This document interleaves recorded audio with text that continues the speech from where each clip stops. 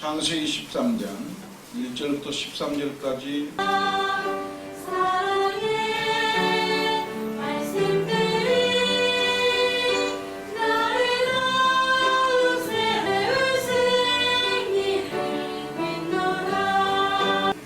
하나님을 사랑하시면 아멘 하십시다.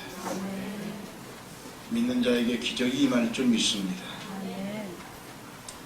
저는 복음의 말씀으로 선택과 축복이라는 제목으로 오늘 시간 여러분과 함께 은혜를 나누겠습니다.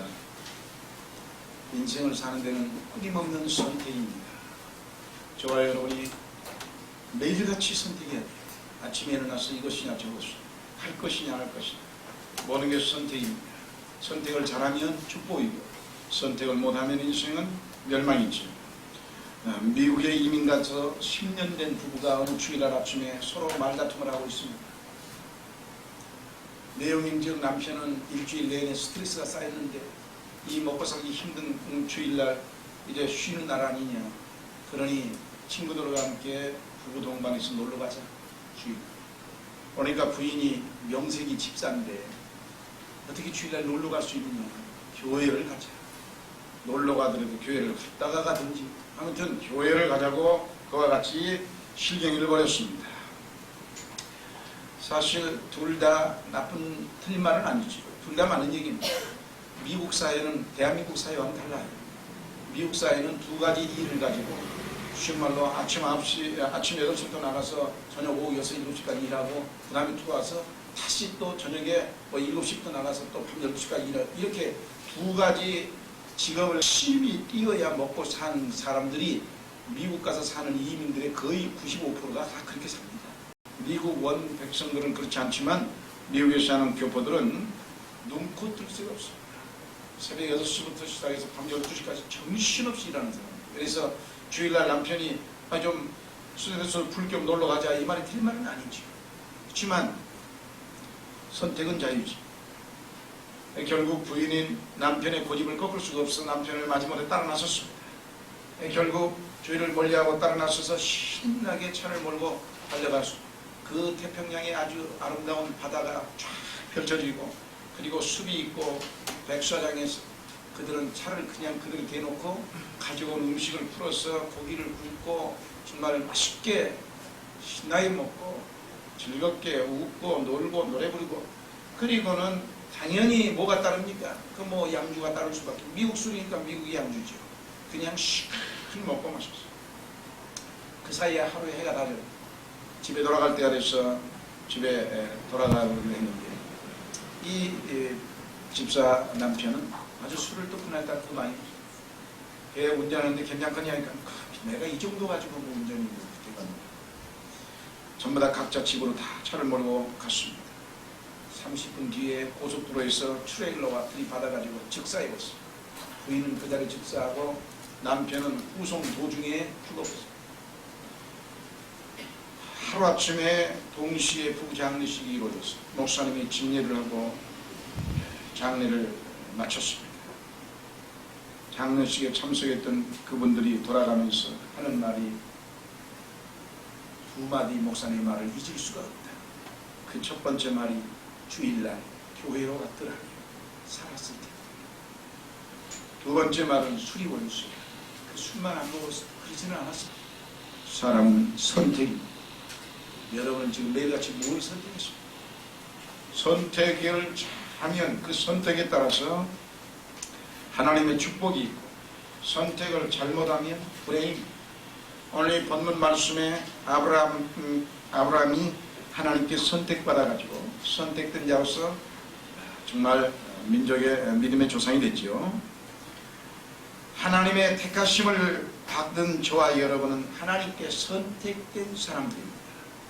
오늘 우리가 예수 믿는다는 건 이것은 하나님께 선택받은 사람입니다. 이 하나님께 선택받은 우리는 하나님의 선택받은 사람으로서의 할 일과 의무를 최우선으로 해야 됩니다. 그것이 그 사람이 축복을 받을 수 있는 절대적인 비결입니다. 하나님의 축복을 받았음에도 불구하고 하나님의 뜻을 선택하여 살지 않으면 바로 그것이 심판으로 다가온 거예요. 선택받은 자의 선택받은 생활, 이것이 바로 하나님 앞에 축복이 되는 겁니다. 여러분 예수 믿고 축복받자고 막 그러지 않습니까? 여러분 예수 믿고 축복받으려고 막 기도하지 않습니까? 여러분 예수 믿고 하나님 앞에 축복달라고 막 정말 간절하게 여러분의 삶을 다 하나님 앞에 시간을 투자하지 않습니까? 간단합니다.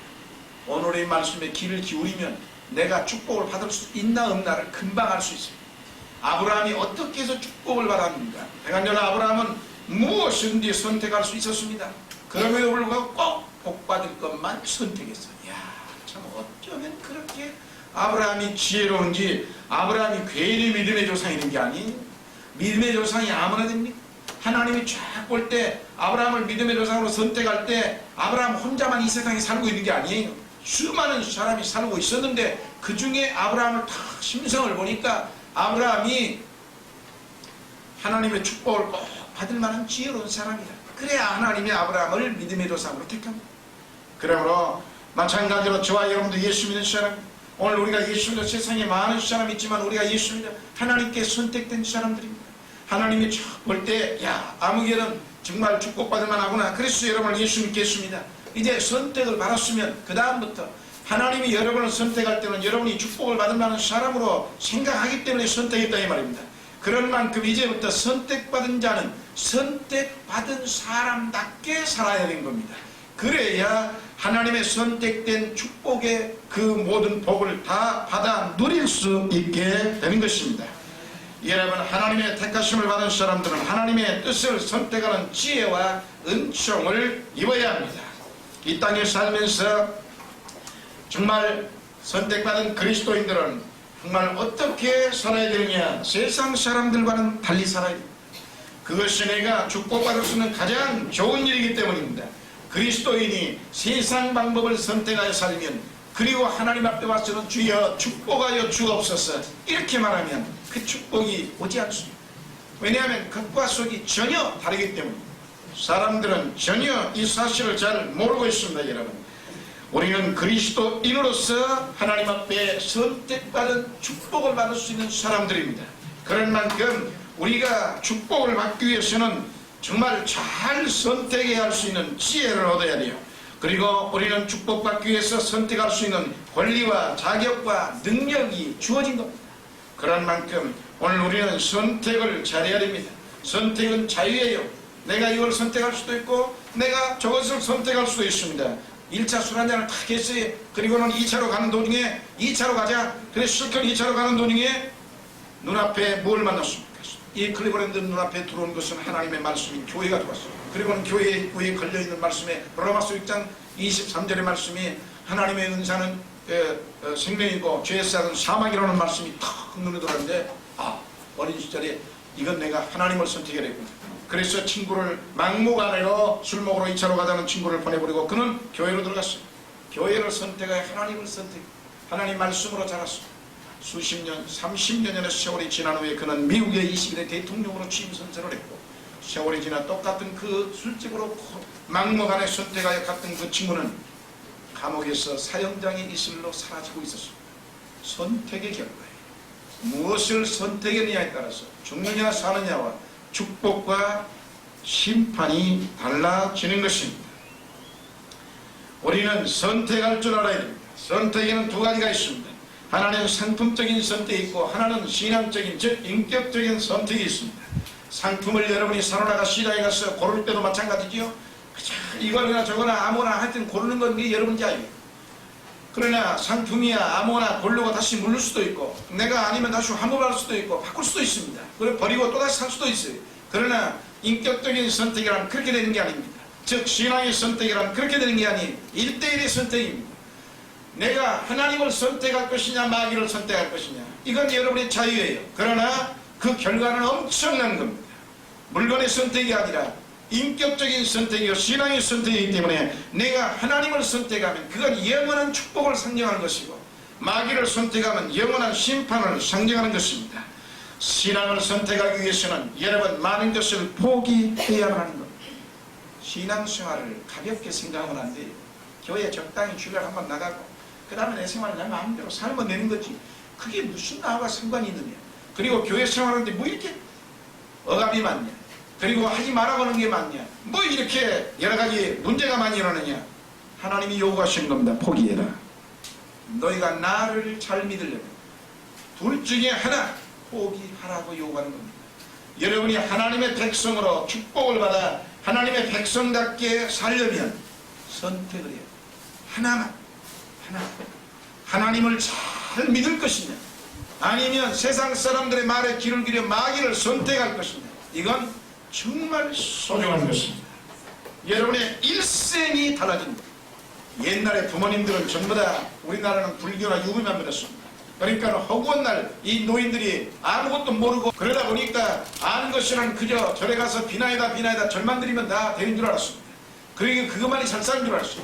그래서 오늘 그것만 고집합니다. 세월이 지나서 21세가 되고 엄청나게 바뀌어지고 사람들이 그거 아니고도 지식의 혁명이 일어나고 모든 삶에 혁명이 일어나는데도 오늘날도 똑같이 미신적인 불교만 믿으라고 하고, 그리고 돼지머리에 절만하라고 하는 것, 이것은 불행합니다. 인생이 얼마나 흘러가고 있는지도 모르고 세상이 어떤 건지도 몰라.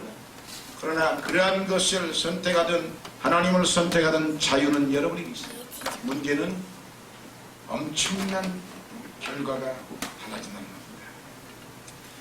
여러분, 축복을 받아 행복한 인생을 살려면 하나님을 강하게 선택하기를 주의 이름으로 축원합니다. 하나님을 잘 선택하려면 세상의 온갖 것을 포기하라고 하나님은 요구하는 거예요. 두 마리 토끼는 잡을 수가 없는 겁니다. 두 마리 토끼 잡는 사람 치고 인생이 망하지 않은 사람이 없고 아무것도 남는 게 없어요. 다 허당이 확실하게 하나님의 선택하여 하나님의 백성으로 거듭나서 하나님이 원하는 축복의 길을 가든지 아니면 마귀가 유혹하는 그 인생을 선택하든지 자유지만 결과는 엄청난 차이가 온다는 사실을 여러분 깨달아서 오늘 아브라함의 지혜를 좀 배워야 되겠다. 아브라함은 무엇을 선택했길래 믿음의 조상이 되고 그렇게도 축복을 받고, 오늘 말씀해 보니까 아브라함에게 육축과 은금이 풍부하다. 얼마나 부자가 됐고, 정말 무엇을 선택했는가. 이 아브라함의 지혜를 여러분이 배워서 여러분이 남은 생에도 이와 같이 선택하여 아브라함 같은 축복을 받으시기를 주의 이름으로 축원합니다. 첫째로 아브라함은 믿음으로 하나님을 선택했습니다. 성경 가운데서 선택받은 자로서 위대한 선택을 했던 최초의 사람이 바로 이 아브라함입니다. 하나님께서 아브라함에게 어느 날 말씀했습니다. 너는 너의 본토 친척 아비집을 떠나 내가 지시할 땅으로 가라. 창세기 12장 1절에 보니까 분명히 그렇게 말하고 있습니다.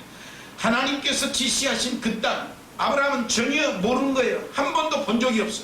어떤 땅인지, 그게 기름진 건지, 내가 가서 편하게 먹고 살만한 땅인지 고생할 땅인지 몰라요. 그러나 하나님이 지시하는 그 땅으로 그는 가기로 결단을 내렸습니다. 그래, 인생은 선택이야. 하나님의 말씀을 선택하기로 그는 결심을 했습니다. 그리고는 정말 그 하나님이 전혀 보지도 못한 그 땅을 가라고 하는 그 땅을 선택하기 위해서 자신이 75년 동안 살아왔던 온갖 인간의 정이 다 들어있는 그 땅을 버리기로 결단을 내렸습니다. 이 땅은 버려야 돼. 왜? 둘은 가질 수가 없어. 하나님의 축복을 받으려면 둘은 가질 수가 없어.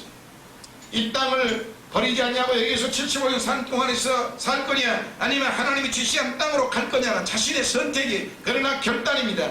하나를 버려야 돼. 그런 과감하게 본토를 벌였습니다. 하나님을 아버지로 삼고 살기 위해서 그는 지난날 75년 동안 자기를 낳아서 길러주고 먹여주신 육신의 부모도 과감하게 버렸습니다. 왜? 하나님을 아버지로 선택하기 위해서. 이것이 아브라함이 택한 지혜입니다.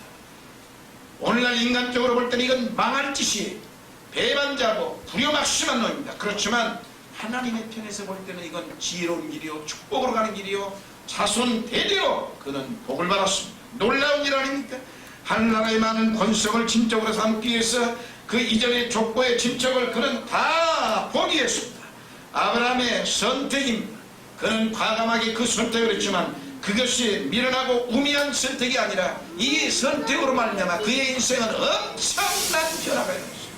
그리고 큰 축복을 받았습니다. 그는 하나님의 뜻을 따라서 고향과 친척과 본토를 버렸습니다.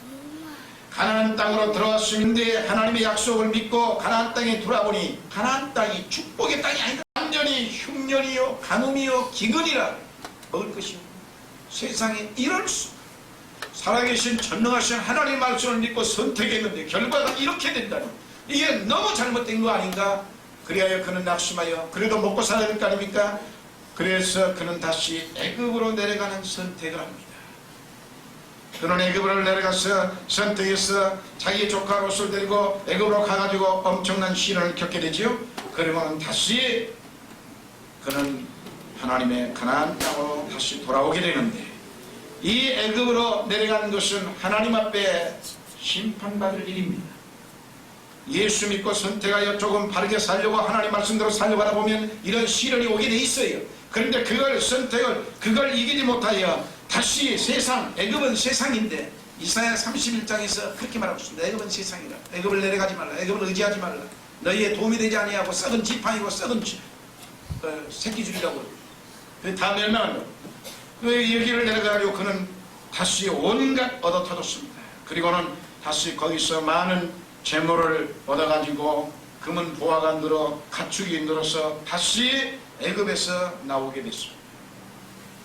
나와가지고는 서로 살다가 보니까 이 문제가 생깁니다.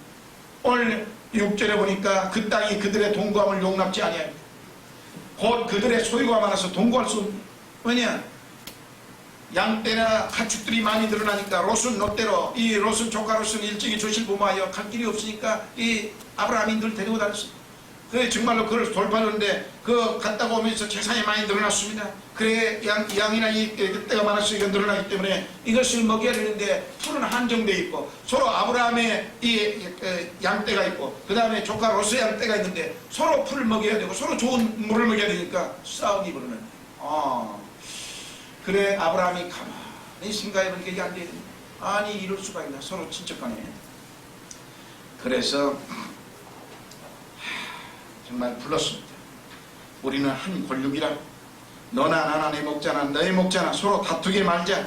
내 앞에 온 땅이 있지 아니하냐. 나를 떠나라. 네가 좌하면 나는 우하고 네가 우하면 나는 좌하리라. 드디어 아브라함은 롯에게 땅의 선택권을 먼저 줬습니다. 참 한번 생각해 보십시오. 이 말을 들은 롯은 얼른 얼씨구나 좋구나. 야 저 기다렸다 이거지.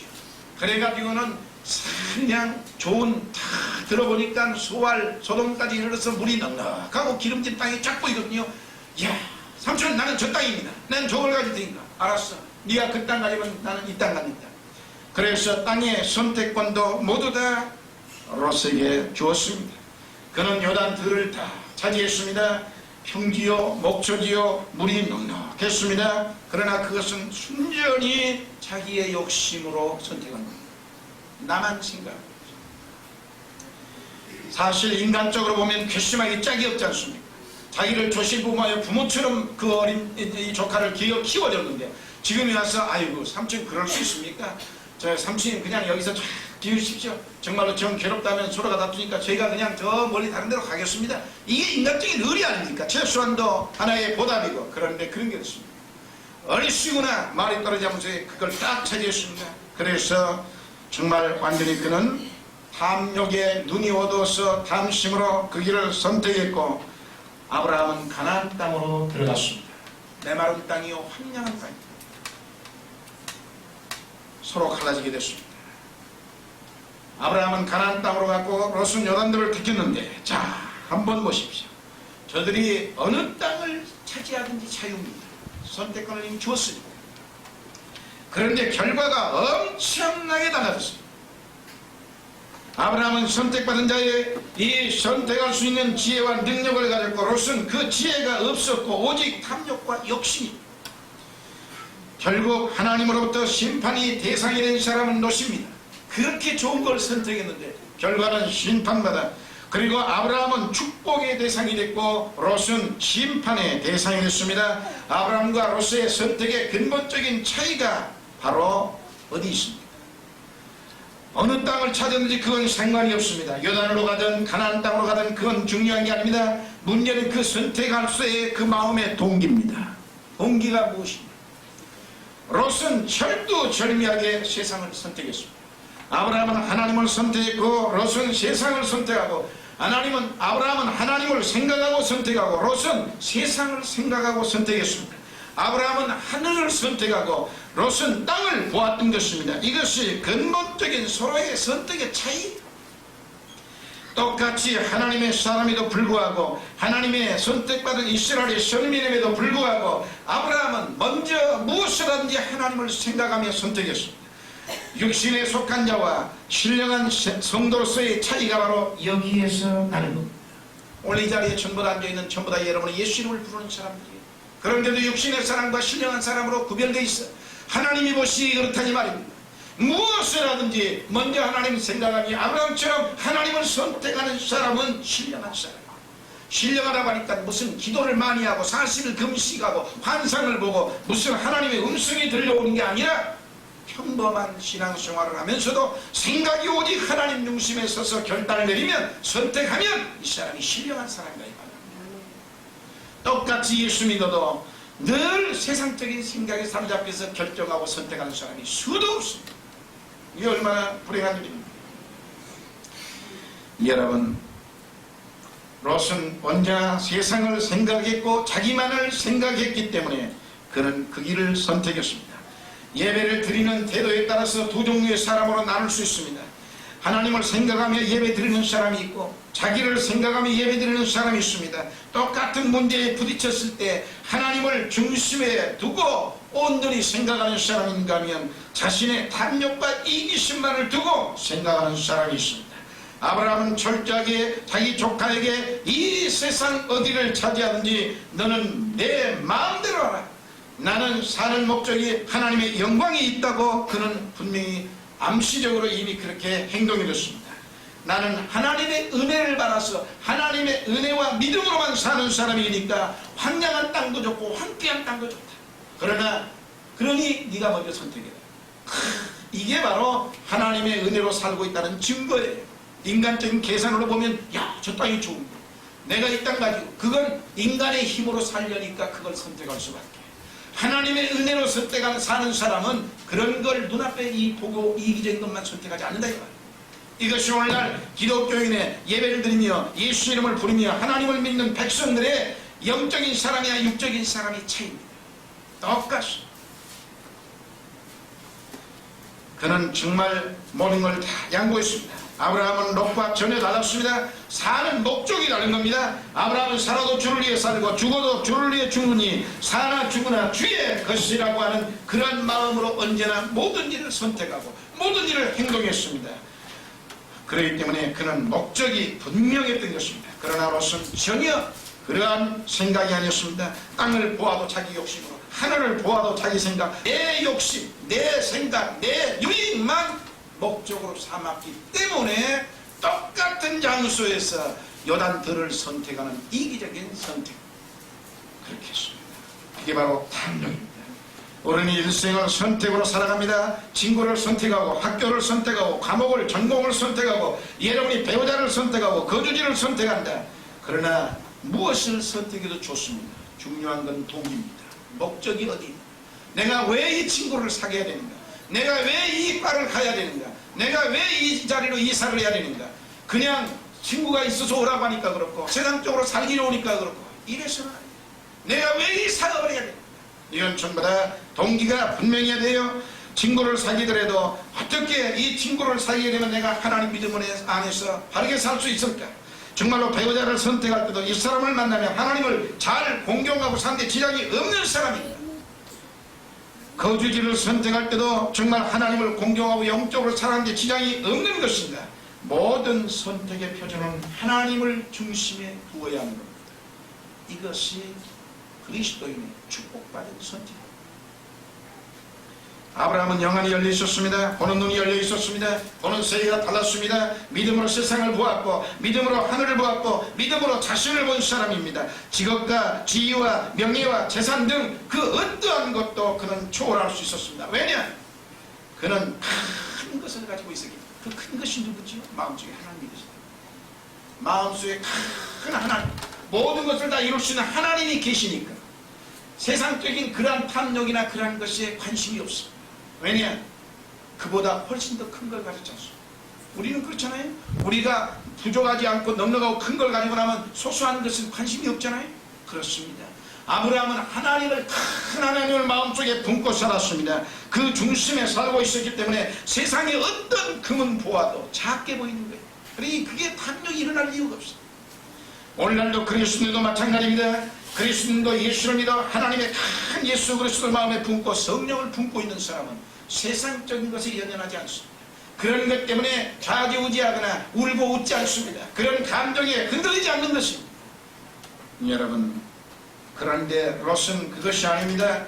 그는 이 세상적인 작은 것만 품고 있기 때문에 보는 것만 세상적인 것밖에 보이지 않습니다. 그리고는 보는 것마다 작게 가지고 있으니까 그거 다 내가 가져야 채워진다는 그런 욕심이 생길 수밖에 없어요. 사랑하는 성도 여러분, 자기의 소유가 큰 사람은 다른 사람의 소유에 대해서 시기하지 않습니다. 질투하지 않습니다. 예수 그리스도의 은혜로 충만한 사람은 다른 사람의 성공을 시기하지 않습니다. 아브라함은 하나님의 보화를 가졌기 때문에 땅의 것을 욕심내지 아니하고 모든 걸 다 포기할 수 있었던 것입니다. 이것이 바로 신앙입니다. 이것이 바로 축복받을 수 있는 사람의 근본 바탕이 됩니다. 인간의 재료와 노력으로 축복이 되지 않습니다. 여러분, 예수 믿고 시기 질투하는 사람들 전부 다 예수가 그 안에 없기 때문입니다. 정말로 예수의 큰 은혜를 품어보십시오. 무슨 시기 질투가. 여러분, 하늘은 땅을 감싸고 덮고 있지 않습니까? 하늘의 큰 것을 가진 사람은 땅에서 그 어떤 것으로 흔들리지 않는다는 것 참으로 옳은 말씀입니다. 고린도후서 6장 10절에 이렇게 말하고 있습니다. 근심하는 자 같으나 항상 기뻐하고 가난한 자 같으나 많은 사람을 부유하게 하고 아무것도 없는 자 같으나 모든 것을 가진 자로다. 할렐루야. 누가? 예수 그리스도를 믿는 사람. 여러분도 이러한 그리스도인으로 정말 아브라함같이 하늘의 큰 것을 선택하고 하나님의 은혜를 선택하고 하나님을 선택할 수 있기를 주의 이름으로 축원합니다. 두 번째로 아브라함은 화목한 인생을 선택했습니다.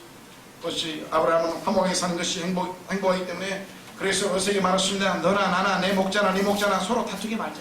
성경이 오는 말씀입니다. 다투게 하지 말자.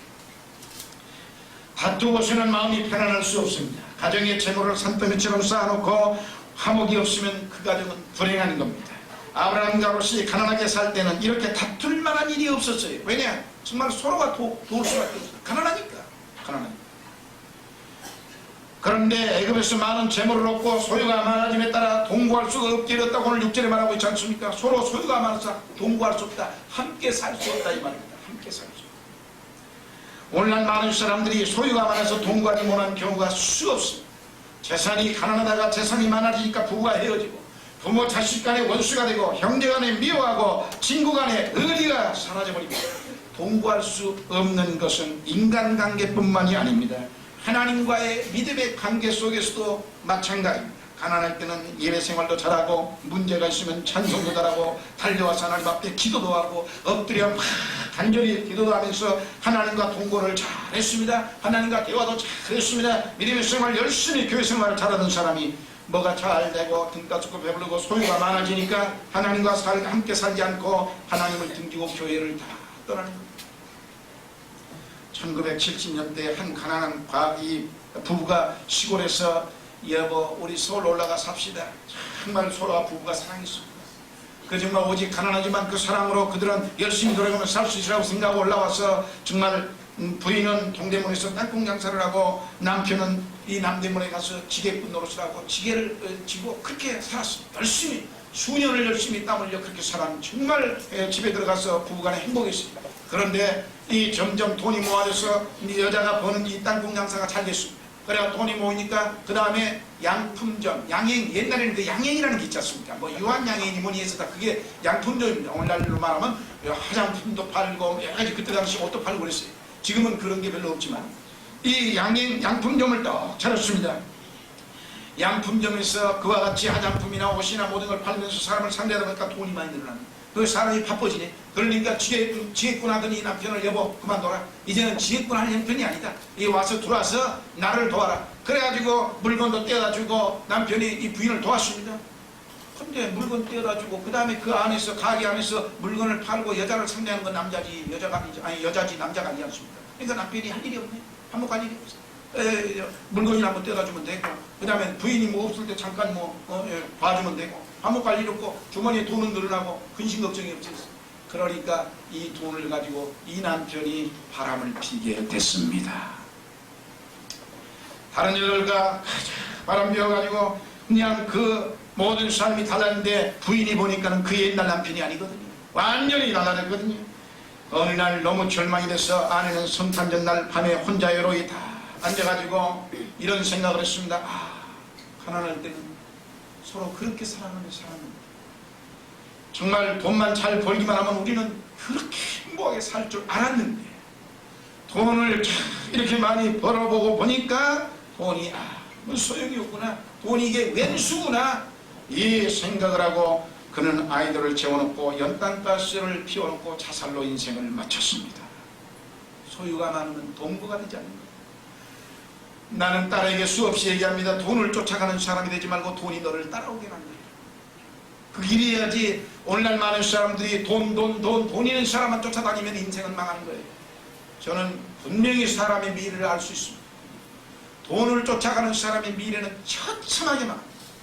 그러나 돈을 초월하고 자신의 인생에 할 일을 자기가 무엇을 해야 될 것인가를 하나를 분명히 정해서 그것이 가난하든 어렵든 알아주든 안 알아주든 그 일에 열정적으로 하나에 투자하는 사람은 돈도 부귀도 저절로 세월이 가면 따라오게 있어요. 그리고 인생은 성공합니다. 돈을 쫓는 사람들이 인생의 비참한 종말로 고하는 것입니다. 여러분, 소유가 많아지면 동거할 수 없습니다. 이건 비유입니다. 오늘날 많은 사람들이 그렇습니다. 우리는 욕심을 비우고 오직 하나님의 말씀, 하나님의 은혜로 사는 결단을 내려야 하는 겁니다. 그래서 내 믿음이 오늘이 빼앗겨지는 요소가 되는 사람은 어떠한 것도 잘라야 됩니다. 이것이 미래에 잘 사는 축복의 길입니다. 아브라함은 자기의 믿음을 방해하는 부모도 잘랐지 않습니까? 이게 얼마나 선택을 잘하면 이런 축복입니다. 사랑하는 성도 여러분, 우리는 욕심을 비워야 됩니다. 아브라함은 그걸 알았기 때문에 정말 그는 행복할 수 있었습니다. 물질을 선택하면 물질의 노예가 되고 물질에 참혹한 주인이 되어서 자기를 학대하게 되는 겁니다. 그래서 아브라함은 조카롯을 불러서 네가 좌하면 내가 우하고 네가 우하면 내가 좌할게. 다 가져. 너 다 가져. 좋은 거 다 양보했습니다. 그는 하나님 편에서 끊임없이 화목하게 사는 것을 원했는 것입니다. 옛날 어느 고을에 정말 형제가 우애가족기로 소문난 사람이 있었는데, 하루는 형제가 길을 가다가 금덩어리를 하나 발견했습니다. 그 금을 딱 보고 형이 먼저 봤어요. 야, 금이다. 그러니까 앞서가던 동생이 그걸 먼저 주웠습니다. 눈은 형이 보았고 주는 건 동생이 주셨는데, 동생은 좋아가지고 형제를 만났다고 좋아합니다. 그래, 형이 애야 그 금 좀 어디 만져보자. 그렇게 하니까는 이 동생이 얼굴에 안색이 변해. 그러니까 형이 마음이 안 편해. 아니, 조금 전까지도 그렇게 좋았는데 그만 금덩어리를 자기가 주셨다고, 이건 내 거다 이거지요. 내가 좀 만져보자 하는데 안색이 안 변하는 걸 보고 마음이 괴로웠습니다. 그러다 길 가다가 강을 건너게 됐습니다. 애야 금 좀 보자. 싫어도 형이 보자고 하니까 보자는데 뭐. 그래 주었습니다. 그 받는 순간에 강을 던져봤습니다. 성질이 나가지고 동생이 아니 이 엄청난 금덩어리를 어디다가 던져? 화를 냈습니다. 그때 형은 이렇게 말했습니다. 우리 형제는 언제나 화목하게 살았는데 이 금덩어리 때문에 네 아마의 속이 지금 갈라지고 있다. 그래서 이 금덩어리보다는 나는 너와 화목하게 살기를 원한다. 던져봤습니다. 성경은 말씀하고 있습니다. 마른 떡 한 조각만 있고도 화목하는 것이 육선이 집에 가득하고 다투는 것보다 나으니라. 잠언서 17장 1절에 그랬거니와 잠언서 15장 17절에 보면 하나님은 이렇게 말씀하고 있습니다. 여간 채소를 먹으며 서로 사랑하는 것이 살찐 소를 먹으며 서로 미워하는 것보다 나으니라. 서로 사랑하며 살기 위해서는 간단합니다. 욕심 버리면 돼요. 욕심 버리면 행복해지는 겁니다. 물질 때문에 평안을 잃어버리고 화목을 잃어버리게 됩니다. 마음을 비우고 화목을 찾아야 됩니다. 에이브라함 링컨이 이런 유명한 말을 했습니다. 시비를 가리느라 개한테 물리기보다 차라리 양보하는 것이 현명하다. 얼마나 옳은 말이에요. 시비를 서로 시비하고 재판하고 싸워서 개한테 물려서 상처받아 평생 그것이 자국남아 괴롭게 사는 이보다 차라리 다 양보해버리라. 그리고 모른 척 편하게 사는 것이 인생은 훨씬 무병장수하는 데 도움이 된다 이 말입니다. 여러분 양보해야 합니다. 운전도 양보하는 게 즐거운 거예요. 양보. 우리는 때로 하나님을 생각하고 이웃을 사랑한 마음으로 화목하기 위하여 양보하고 희생하면서 물질적인 손해를 보십시오. 저는 여러분에게 수없이 말씀을 드렸습니다. 그리스도인은 언제나 손해본듯하게 살아요. 항상 손해본듯하게 살고 나보다 더 가난한 사람이 장사할 때는 거기에 가서는 제일 나쁜 것만 골라서 담아라. 그리고 다음 돈은 다 줘라. 꼭 좋은 것만 골라가지고 눈을 불안해가지고 깜짝깜짝 그러지 말고 차라리 그리스도인답게 살아요. 이런 선택을 해야 사람을 감동시키고 복을 받고 마음이 편합니다. 그래서 세상에서 얻지 못하는 돈으로 얻을 수 없는 평화를 얻을 수 있는 선택이 여러분에게 주어지기를 주의 이름으로 축원합니다. 세 번째, 아브라함은 하나님의 약속을 믿었습니다. 그 약속을 선택한 겁니다. 이 아브라함은 이와 같이 행동함으로 말미암아 결국 자손이 복을 받았지 않습니까? 여러분, 롯은 자기 자신의 안위를 선택했고 아브라함은 하나님의 약속을 선택했는데 그 결과 아브라함의 후손들은 하늘의 별과 같이 빛났다고 성경은 말씀하고 있습니다. 그런가 하면 롯의 후손들은 땅에서 부끄러운 자손이 되었습니다. 너는 눈을 들어 너 있는 곳에 동수한 복을 바라보라. 보이는 이 땅을 내가 너와 내 자손에게 주리니 영원히 이르리라. 내가 내 자손으로 땅에 티끌 같게 하리니 사람이 땅에 티끌을 능히 셀 수 있을진데 내 자손도 세리라. 너는 일어나 그 땅을 종과 행으로 행하여 보라. 내가 그것을 내게 주리라. 오늘 13장 14절부터 17절에서 성경은 그렇게 말하고 있습니다. 여러분, 아브라함은 눈을 들어 하나님께서 준비해 놓으신 축복을 보았던 것입니다. 하나님이 예비해 놓은 축복, 그것이 말씀 속에 들어있다고 보았습니다. 그리고 그는 과감하게 그것을 선택했습니다. 그러나 롯은 눈을 들어 요단만 보았고 하나님의 약속을 버렸습니다. 땅에 쌓은 물질의 부여를 생각했고 결국 롯은 소돔성에 들어가 돈도 많이 벌고 물질도 풍부하게 돼서 부자가 됐습니다. 그렇지만 그 소돔성에 타락한 문화에 심령이 오염되어 하나님을 멀리하게 됐고 먹고 마시고 사고 팔고 집을 짓고 향락을 누리며 쾌락 속에서 인생은 비참하게 소금 기둥으로 멸망으로 끝나갔습니다. 하나님께서 소돔성을 온전히 멸망시키기 전에 천사를 보내어 롯에게 이 성을 빨리 떠나라고 명령까지 내려서 그렇게 사랑을 베풀어줬지만 그는 지체하고 머뭇거리다가 결국 소금 기둥으로 인생을 마쳤지 않습니까? 소돔성에 쌓은 부요가 소돔성이 불탈 때 잿더미로 변해버렸고 그에게 남겨준 것은 허무와 후회뿐이었습니다. 롯이 정말 지혜롭게 선택했을 때 처음에는 선택을 잘한 것 같았지만 마지막 결과는 후회와 허무와 소금 기둥으로 멸망밖에 없습니다. 그러나 그때 당시에 황량한 그 가뭄의 땅 아브라함은 모든 걸 양보하고 이 땅을 가나안 땅을 선택했지만 아브라함은 엄청난 복을 받았어요. 자손 대대로 갈수록 축복을 받았어요. 여러분은 무엇을 선택하십니까? 아브라함은 정말 그 후손들이 하늘의 별과 같아가지고 정치, 경제, 사회, 문화 등 모든 영역에서 다 큰 인물이 되지 않았습니까? 여러분, 미국의 시카고 대학, 이건 록펠러가 세운 대학입니다. 록펠러는 100만 평 대지 위에 12개 이상의 대학을 세워 미국 사회에 가장 위대한 일을 한 사람 중에 한 사람입니다. 이 록펠러. 그런데 이 사람이 이 미국 사회의 최고의 재벌이 되고 정말 이 대학을 세웠는데 이 시카고 대학은 100년의 역사가 넘었지요. 100년의 역사가 넘은 이 여기에서 52명의 노벨상 후보자가 나왔습니다. 한 대학에서는. 그 다음에 29명이 노벨상 수상자입니다. 대단한 대학입니다. 세상에 이런 대학이 어디 있습니까? 한 일개 대학에서 52명의 후보자가 나와 29명이 노벨상을 수상할 만한 엄청난 최고의 대학인데 이것이 바로 록펠러의 정신 때문에 이루어집니다. 단순히 록펠러의 그 창업자의 정신. 록펠러 창업자의 정신은 어디에서 나왔느냐? 잘 들어보십시오. 록펠러가 6살 때 어머니가 말하기를 애야 이제 너 혼자 교회 다녀라. 그 록펠러는 어렸을 때 어머니 따라 교회를 다니거든요. 근데 이제 6살쯤 되니까 마음이 움직이니까 엄마는 벌어먹기 위해서 바빴으니까 애를 날만 데리고 가기 힘드니까 얘야 너 혼자 가서 교회를 가라. 그러면서 이제 어려서는 내가 다녔지만 이제는 너 스스로 다녀야 돼. 그러면서 20센트의 돈을 주머니에서 탁 꺼내주면서 주었습니다. 그러면서 네가 이 돈을 다 쓸 수도 있고 네가 다 안 쓰고 또 하루에 다 써버릴 수도 있고 일주일 내내 그걸 뭐 하루에 한 푼씩 일주일에 얼마씩 나눠서 쓸 수도 있고 이건 자유야. 네 마음대로 해. 그러니까는 이 가난했던 록펠러가 얼마나 기분이 좋겠어. 야, 이 돈이야말로 이제 내 거구나. 그래서 온갖 기뻐서 뛰면서 정말 주머니 속에 딱 넣으려고 하는데 어머니가 한 마디 덧붙였습니다. 그러나 11조는 먹으면 안 돼. 하나님 거야. 그것은 네가 하나님께 드려라. 그렇게 말씀하면서 네가 드려도 되고 안 드려도 되고 좋지만은 꼭 내가 부탁한 11조는 꼭 드려야 돼. 그는 그 하나님의 말씀으로 믿음을 가지고 그는 11조를 선택했습니다. 일생 동안 한 번도 빼먹은 적이 없어요. 여러분, 적게 벌면 11조 간단하지요? 에이 뭐 100만원 벌 10만원 정도야. 에이 뭐 50만원 벌 5만원 정도야. 그런데 11조가 만약에 10억을 벌렸을 때 1억을 내라면 되겠습니까? 록펠러는 여러분 재산을 어마어마하게 번 사람이에요. 11조만 해도 수십억이 될 수 있는 사람이란 말입니다. 그렇게 돈을 버는데 여러분 100억을 벌어서 10억을 11조 내라면 되겠느냐고요.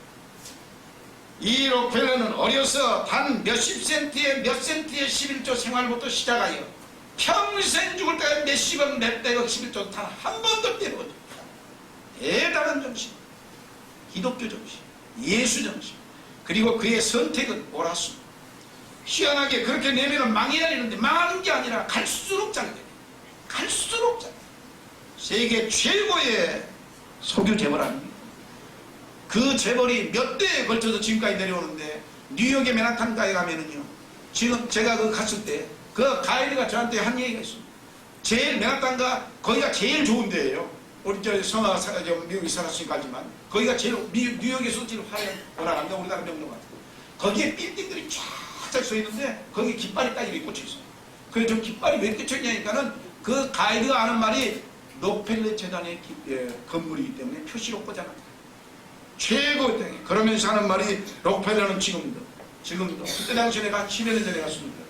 그때 당시 하는 말이 뭐라고 하냐면 지금도 뉴욕 시민의 수도세를 혼자 다 낸다. 록펠러 재단에서. 예. 이게 그리스도의 정신, 기독교의 선택입니다.